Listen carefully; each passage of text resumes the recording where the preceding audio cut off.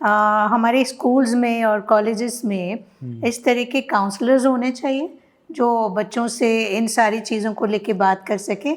और जो certificate education है उसके अलावा एक इनफॉर्मल एजुकेशन होना चाहिए कि अगर मेरे को किसी चीज़ में कॉन्फिडेंस कम लगता है तो मेरे कॉलेज में या स्कूल में एक मैडम है स्पेशली कि आपको स्कूल के अलावा, पढ़ाई के अलावा अगर कुछ और पूछना है तो इनके पास जाएंगे। बिल्कुल। कि कल मम्मी पापा का झगड़ा हुआ था तो कहाँ जाऊँ, किससे बात करूँ, या जैसे आपने कहा कि एंग्जाइटी है, तो अगर कोई ऐसा सिस्टम है जो उसको उसकी एक्चुअल प्रॉब्लम तक और उसके एक्चुअल सॉल्यूशन तक ले जाएगा तो वो इन चीज़ों में नहीं पड़ेगा। देखिए, हम उनको पकड़ सकते हैं, ऐसे बच्चों को जल्दी आइडेंटिफाई कर सकते हैं। और यहाँ पे एक बात बहुत और हम लोग सभी लोग आज देख रहे हैं कि अभी के आज के ज़माने के स्कूल्स में पढ़ाई पढ़ाई और पढ़ाई, सोशल कॉम्पिटिटिवनेस इतनी ज़्यादा आ गई है कि हम बची हुई दूसरी एक्टिविटीज़ जो एक बच्चे को, एक एडोलेसेंट को मिलना चाहिए, वो कहीं ना कहीं निग्लेक्टेड है। हम हर बच्चा, हर माँ, पेरेंटिंग में भी ये वाली प्रॉब्लम है कि हर बच्चा इंजीनियर नहीं बन सकता, ये हमको मानना पड़ेगा। हर बच्चा मेडिकल कॉलेज में एडमिट नहीं हो सकता, ये हमको मानना पड़ेगा। अगर हम गधे को घोड़ा बनाने की कोशिश करते हैं तो वो बच्चा इतने प्रेशर में जीता है। इसीलिए अभी आप लोगों ने सभी ने देखा होगा पिछले 7-8 साल के अखबारों में जो कोचिंग सेंटर्स बने हैं, जैसे कि कोटा, वहाँ पे ड्रग की अवेलेबिलिटी और बच्चों में use is more than any other area. और सुसाइड के केसेस भी वहाँ बढ़ गए हैं। क्योंकि वो भाई आप हर जना 10 घंटे पढ़े, उसके बाद 6 घंटे का होमवर्क करे और 5 घंटे 6 घंटे सोए, ऐसा हर बच्चा नहीं कर सकता। तो हर बच्चा आईआईटी में नहीं जा पाएगा।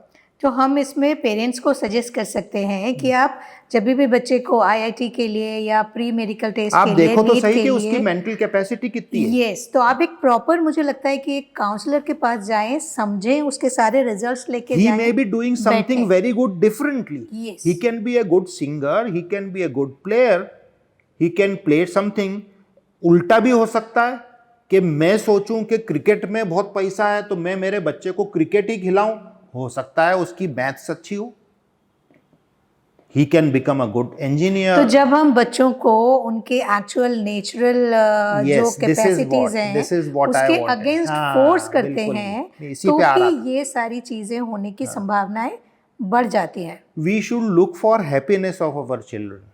And Then, एक और चीज because मुझे they will love to get happiness from outside. Pleasure seeking अगर उनको घर पे नहीं मिल रहा है तो वो दूसरी जगह ढूंढेंगे। और एक और चीज, और वो नशे में ढूंढेंगे। हाँ, एक पेरेंट्स सोचते हैं कि हमने एक बड़ी कोचिंग में डाल दिया, बड़े स्कूल में डाल दिया, फिर आईफोन दिलवा दिया, तो पैसा आपका अल्टरनेट कभी नहीं हो सकता है। Money can buy pleasures but can not buy happiness. हमको इन दोनों में डिफरेंशिएट करना है। हमको बच्चों को सुखी देखना है। पैसा, घर, मकान, गाड़ियाँ, एंड जो अभी आपने बोला smartphone is also a big problem, very big problem. I have attended international conference, उसमें एक पोस्टर था जिसको फर्स्ट प्राइज मिला था। वो पोस्टर में उसने आईफोन को इंजेक्शन जैसा लगाते बताया था कि it is more dangerous than IV drug use, and we understand it now.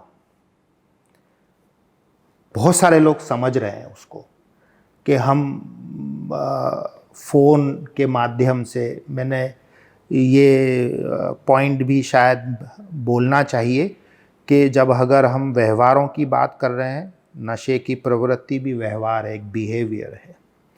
And it becomes a disease over a period of time. जब हम वही व्यवहार रोज करते रहेंगे तो कहीं ना कहीं हमारे दिमाग में बदलाव आएगा, structural as well as functional, और ये बदलाव हमारे कांस्टेंट बिहेवियर से भी हो सकता है। तो हम किसी भी चीज़ में इंडल्ज होंगे, ज़्यादा इंडल्ज होने लगेंगे तो हम उसमें भी ज़्यादा उतरेंगे और वो प्रॉब्लम क्रिएट करेगा।